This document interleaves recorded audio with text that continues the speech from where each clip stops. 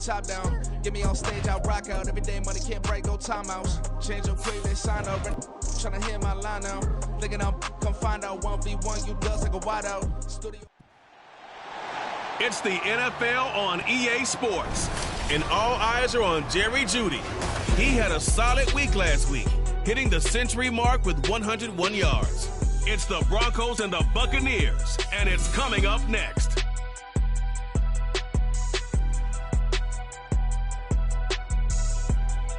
We've had a driving rainstorm make its way through the plains, and it definitely is going to be a factor here this afternoon at Empower Field at Mile High in Denver. Today we've got a Week 5 matchup in store here, as it'll be the Tampa Bay Buccaneers taking on the Denver Broncos.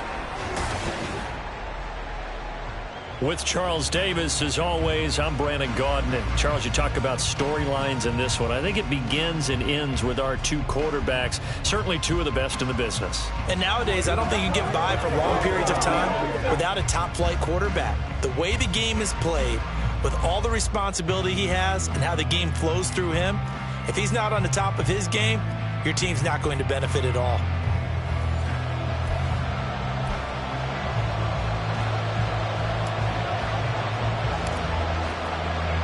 And off we go from Denver.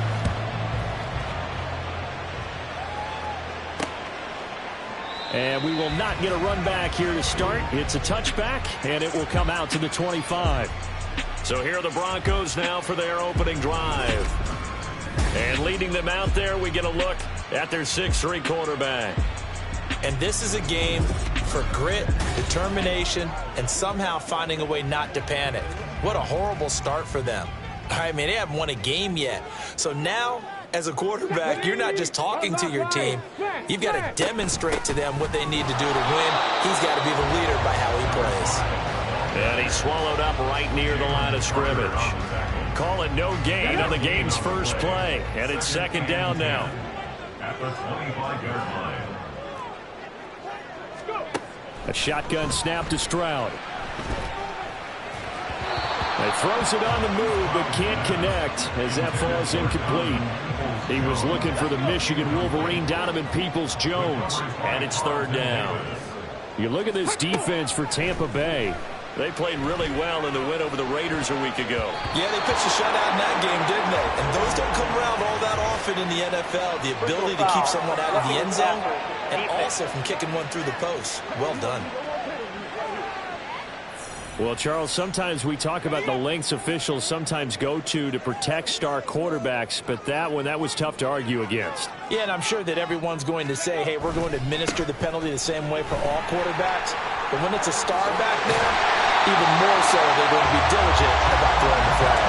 That's a good acceleration there as he's across midfield to the 48-yard line.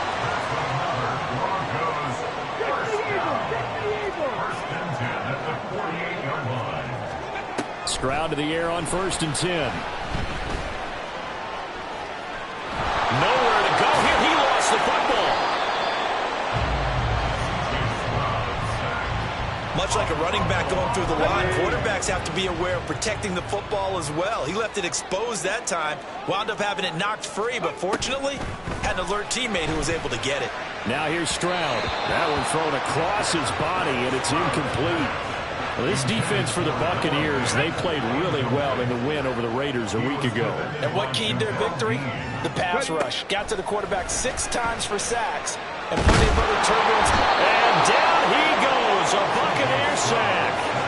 Dropped for a loss of 7 by multiple defenders. It always helps for a visiting team to come in and set the tone on defense. In fact, when we talked with them prior to the game, they said they wanted this home crowd to feel like they had to hide their valuables when they were in town. Well, the home crowd quiet now early. See if their offense can take over and get some points on the board. So out come the Bucs now for their first drive. And leading them out, their signal caller now in his 4th season in the NFL. I tell you what, when he is on schedule for that week, secondaries take notice because you've got to stay alert back there on every snap. A truly powerful arm, one that's capable of challenging any level of the defense on any given play. That's why so many scouts preach arm talent when preparing for the NFL draft. A quarterback with arm strength to make every throw in the book. He's an asset to have in any offense. And he'll get this one up to about the 39 here. The numbers for White a week ago: 13 carries and even 60 yards and a touchdown. How about the first month of the season for him? He leads the league in rushing, so you know his confidence is at an all-time high, which means his offensive line loves it too. They'll get more opportunities to run block for him. To throw on second down, Goldstein. The pass is caught by Cade Otton. And he'll work it across midfield inside the 45. 17 yards on the catch and run. It's a first down. But when you hit him on the move like that, and he's able to get into open field with a full head of steam, oh, boy, it's going to be tough to get him down. Yeah, there was a big window. They're lucky they did get him down.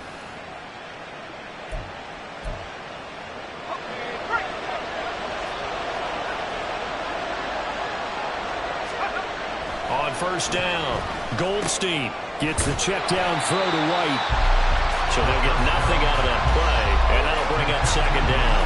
The Bucs are the perfect 4-0 to start the campaign. They've been playing their best football of the year, winners of 4 in a row. And even though it's the offense with the ball now, how about that defense last week? They pitched a shutout. It was really more like a no-hitter because they absolutely dominated that game from the opening whistle. An absolute masterpiece. And they're going to be set up down around the 15-yard line. The catch and run pays off for 29 yards. It's so important to tackle well against these guys, but you and I both know that's easier said than done when the guy you're trying to tackle looks like this guy. And it's usually going to take more than one man to get him down, and it did right there. Line of scrimmage, the 15. It's 1st and 10. On the give, it's White. And this will leave him a yard short. Nice pickup of 9 yards on first down. That's a really nice job by them picking up the run blitz and detecting it and blocking it and turning it into a nice run. And a lot of times you think if you blitz a running play, you're going to smother it. But a lot of the blitzers, they come in a little bit. And he will fight his way into the end zone for a touchdown. Rashad White, his 12th rushing touchdown on the year. And the Buccaneers will jump on top with the game's first score here this afternoon. You talk about certain guys just having a nose for the end zone. He's one of them, and he was not going to be denied there. And defensively, especially in the red zone, you've got to be able to at least slow him down and hold on for dear life. But he's able to get out of a couple of tackles there, and not enough people got there in time. Pretty poor on that defensive side of the ball. Out comes the kicking team here for the extra point. He hasn't missed an extra point all season, and he won't miss this one either. And it's 7-0. After one, 7-0 on EA Sports. Second quarter now, and it's Buccaneer football as they've got it as we resume action.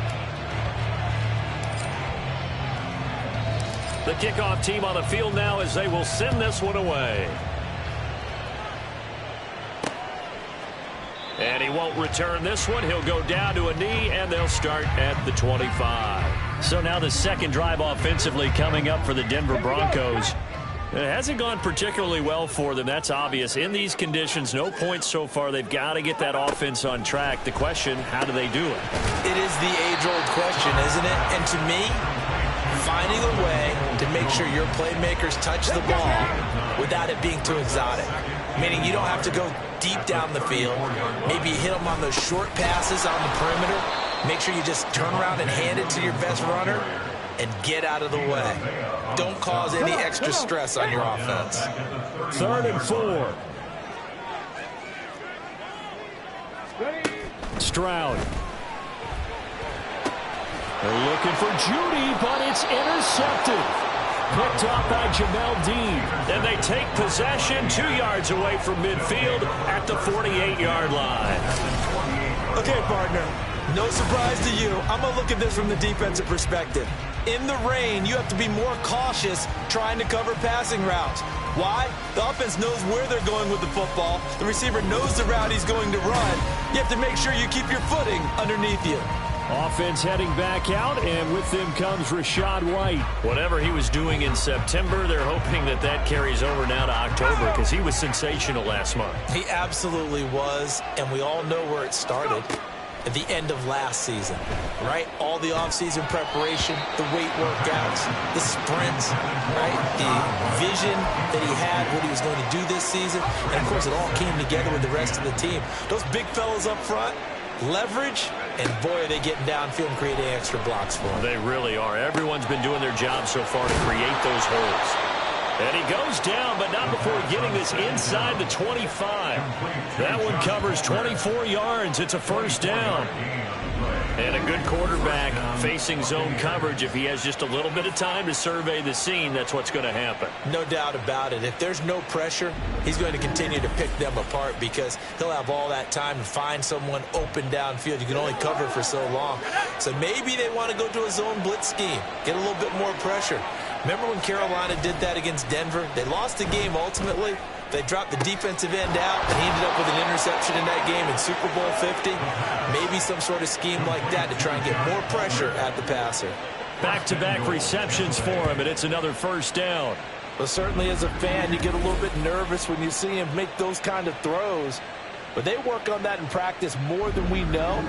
And most of them now know their limits and know what they can get away with. And there's a completion right there.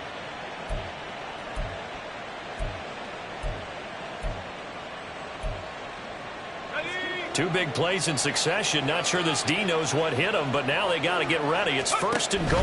White. Touchdown, Buccaneers.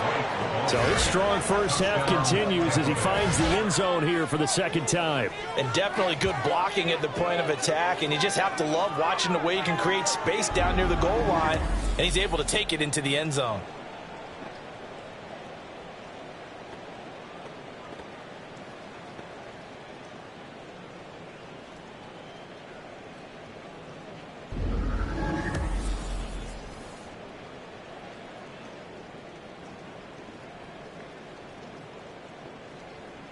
The call is to go for one and kick the extra point.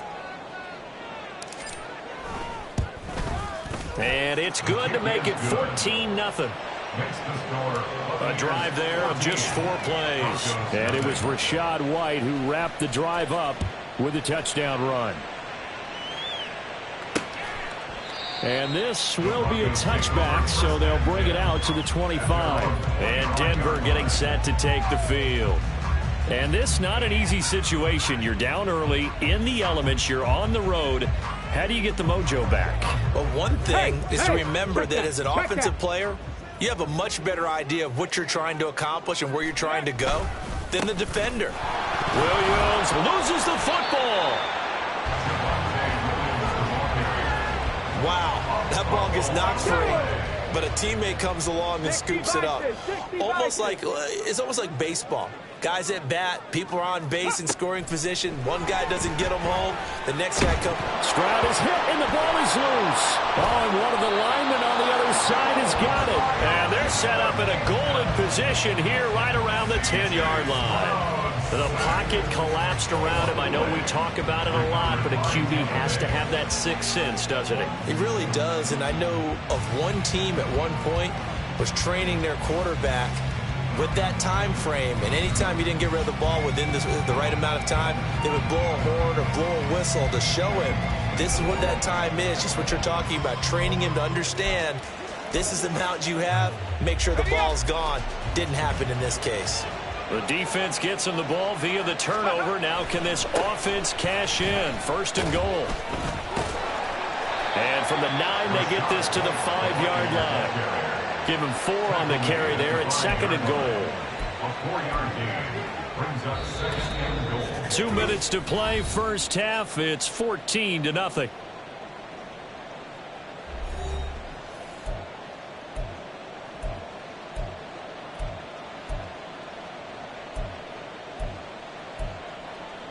A line of scrimmage, once again the 5 as they get ready for second and goal. Looking to throw. Goldstein firing quickly, but it's incomplete. And that drop will cause a little bit of angst NFL play caller, because you know they've worked all week game planning and flexing the tight end out and making him a matchup issue for the defense. They have what they wanted, and he drops the ball. Yeah, just couldn't hang on to the slam. Now the Broncos are going to call the first of their timeouts. So as they talk it over, we step aside. And his kick is right there. It's good, and that will extend their lead even further. So the fumble recovery had them set up in ideal field position, but they can muster only 3 points out of it. Yeah, when you're able to force turnovers, especially when it results in field position like they had, you really want to make it hurt. Here, they take the field goal. That's definitely not what they were hoping for. And this will not be brought out. It's a touchback. Denver's offense ready to go again. They've shown precious little here offensively thus far as they try again with a first down now. Ready? Roll. Ready? Stroud out of the gun here. Open man, that's Noah Fant, the tight end. And he's tackled a yard short of the marker. Good gain of 9 on first down. The second down throw now from Stroud. That is taken in by the tight end Fant. And they're going to have this across midfield and inside the 45. First and 10, it's Stroud. This one complete to Jerry Jeudy.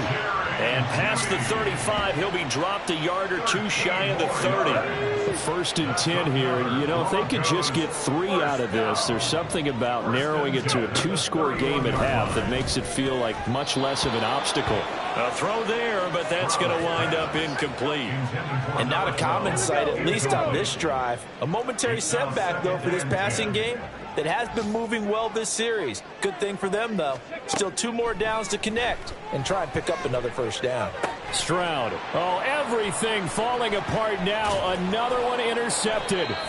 Picked up by Jamel Dean. And the Bucs are going to take over at their own 41. When a team's turned it over 3 times in the first half, we just look at the offense and say, guys, what are you doing? But instead, we really should be looking at the defense. They've created the takeaways. 2 interceptions, 1 caused fumble. They played awfully well swarming to the ball here in the first half. Well, the Bucs going to take over now late in this first half.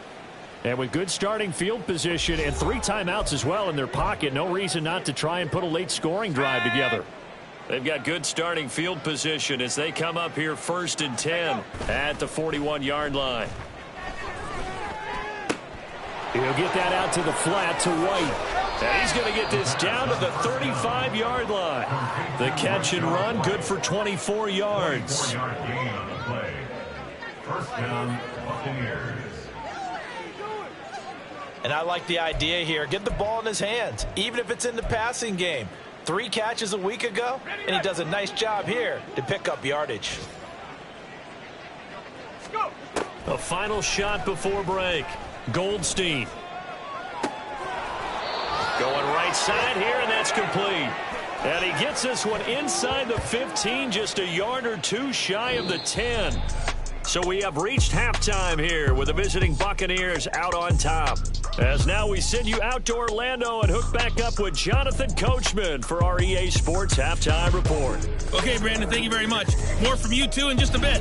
But first, let's get everybody caught up with what's going on around the NFL here in Week 5. We'll begin up at Bank of America Stadium in Uptown Charlotte. And as they come towards halftime, it's the Eagles who have the lead in that one. Devontae Smith with a touchdown reception from Jalen Hurts. From there, we head all the way out west to see what's happening with the LA Chargers. And they've got the lead in their ball game over the visiting New Orleans Saints. Justin Herbert with 2 touchdown passes. Finally, we're off to Atlanta to check on the Falcons at home at Mercedes-Benz Stadium. As you can see the score there in the second quarter. Josh Jacobs, the lone touchdown there as he's cashed one in on the ground. It was a solid first half for the running back, Rachaad White. He had a nose for the end zone as he wound up with 2 touchdowns on the ground in those first 2 quarters.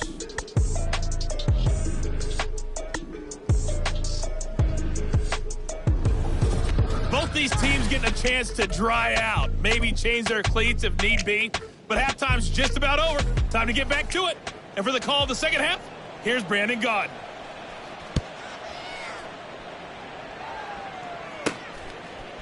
From a couple yards deep, he'll bring it out of the end zone. And the decision to come out of the end zone is going to cost him 5 yards as he's taken down right at the 20. So here are the Bucs to take over on offense. They're working on a 4-game winning streak, and they lead this one as well right now as they start 1st and 10.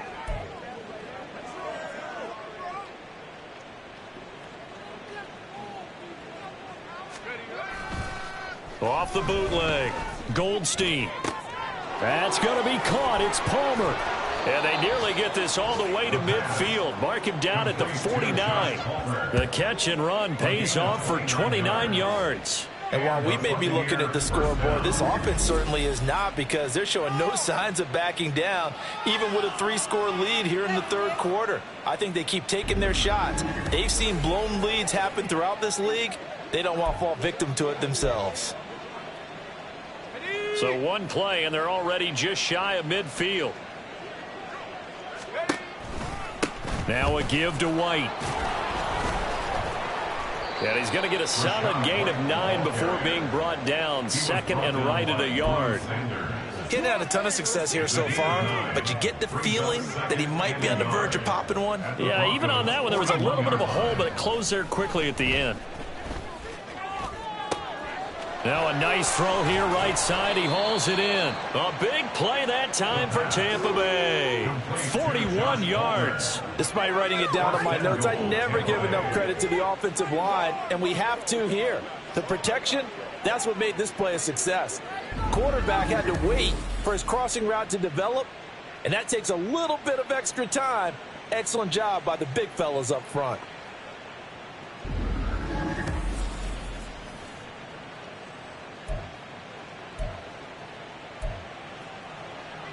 After the big play, a chance to finish now on 1st and goal. White is into the end zone for a Tampa Bay touchdown. Well, that was a quick drive. The passing game set it up, and then the running game finishes it off. And how about how few plays it was to get it done, but they threw it downfield and then pounded it into the end zone. And as a former defender, I can tell you, it hurts just a little bit more when they run it into the end zone instead of throwing it. Now the try here for the extra point.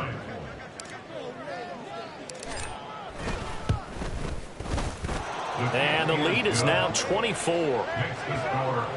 Just a 4-play drive that time. And it was Rachaad White who wrapped the drive up with a touchdown run. Out is the kickoff unit as they run up and send this one away.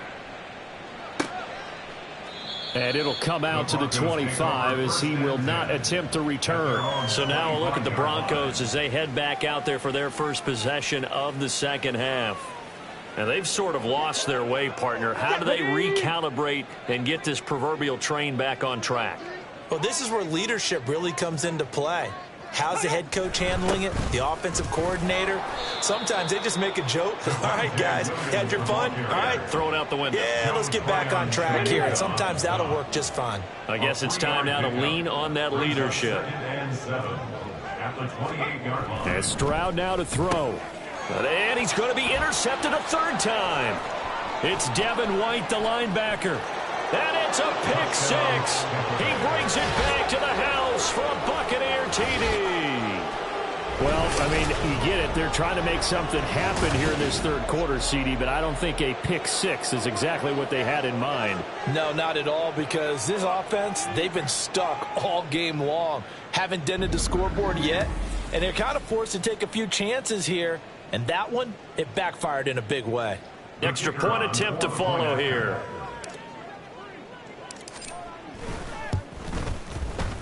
And he's been a busy man, 5 for 5 now as he knocks another one through to extend the lead. Broncos nothing.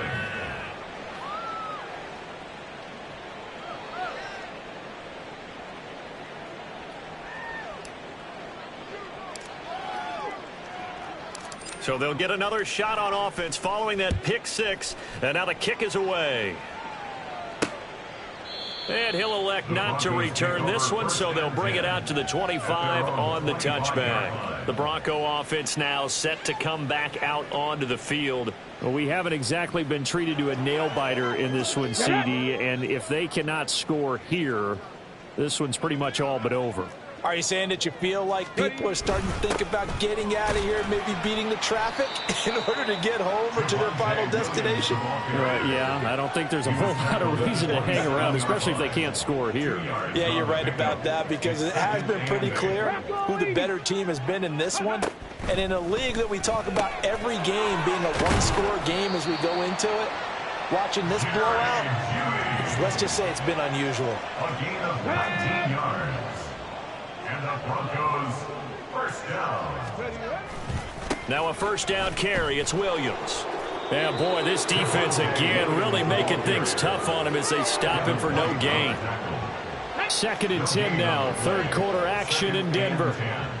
At the 47-yard line. Again, it's Williams.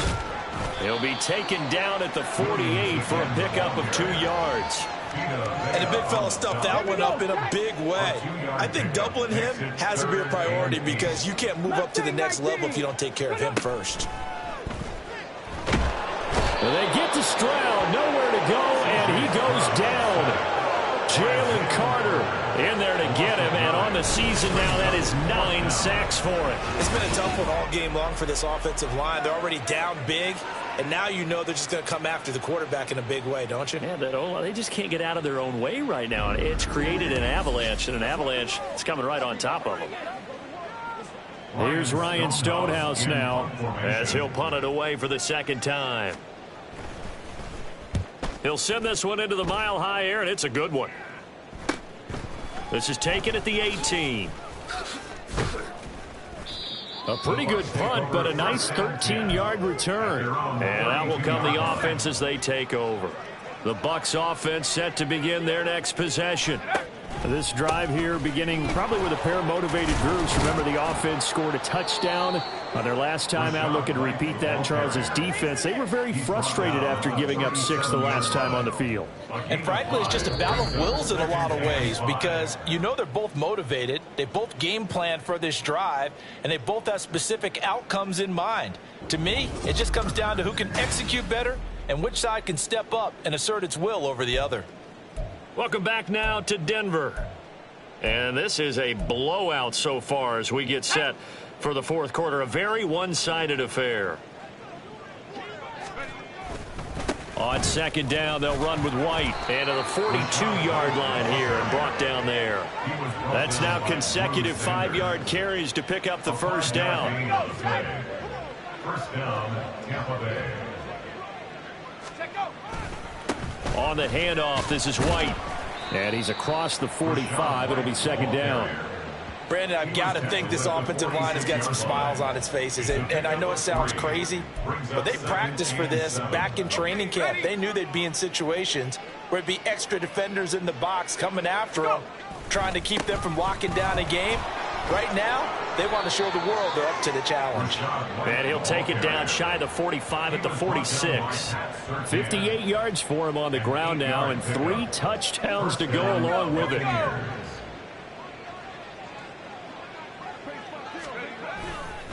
Here's White. And he goes down, but not before getting this inside the 25. 23 yards on the pickup there and a first. At carries like that, that's how they're going to continue to salt this thing away here, Charles, in the fourth quarter. Yeah, how about that? A new set of downs. Clock continues to move. No better way to close out a game than to tap those mastodons you have up front and say, guys, keep pounding them. Let's keep the ball, keep their offense on the sidelines, and let's close this one out. They keep it on the ground. White again. Yeah, give him 4 yards there. It'll be second and 6. Not a run that you're going to write home about, but still a good first down run. That's what an offense calls staying on schedule. 3 to 4 yards on first down, you're set up very well for the rest of the drive. And they'll bring him down at the 13-yard line. 6 yards the pickup, and that's a first down. No doubt those are the types of carries they're looking for here, Charles. The lead in the fourth quarter. This is when coaches that have a reliable running game, they breathe a little easier on the sideline. Yeah, they love the idea that they can take the air out of the football at this point of the game. That means they're really counting on that offensive line, counting on the runners, taking care of the football. Because you're going to tell your quarterback, hey, no time to be a hero. We're not going to throw it here. Just eat up that clock. And if you have the ball, they can't score. They'll try the right side here with White. And they are going to score again. Yet another touchdown as they just add to their totals. So the rushing touchdowns continue to stack up, CD. That now 15 for him on the year. And give him a ton of credit for staying healthy, being a smart runner, and it's showing just how important he's been to his team. He's got to be their MVP at this point in the season, and those votes may even turn into league MVP votes when it's all said and done.